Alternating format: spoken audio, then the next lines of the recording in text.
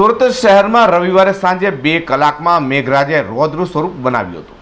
વીજળીના કડાકા ભડાકા સાથે સાંજે 6 થી 8 વાગ્યા સુધીમાં તૂટી પડેલા વરસાદે જળબંબાકારની સ્થિતિ સર્જી હતી.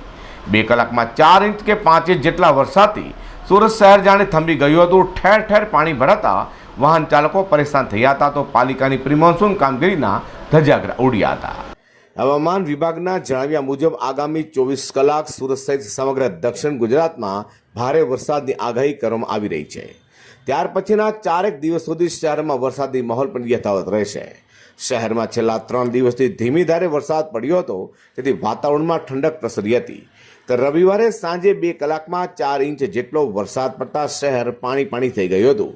સાંજે એકાએક આકાશને કાળા ડિબાંગ વાદળે ઘેરી લીધા હતા અને સાંજે 2 કલાકમાં મેઘરાજા તૂટી પડ્યા હતા, જેમાં પલસાણામાં સૌથી વધારે 120 મિલીમીટર એટલે કે આશરે 5 ઇંચ વરસાદ નોંધાયો હતો.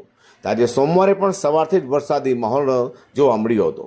પાણી ભરાઈ જવાને કારણે સુરત મહાનગરપાલિકાની પ્રી મોન્સૂન કામગીરીના જાહેરમાં ધજાગરા ઉડી ગયા હતા.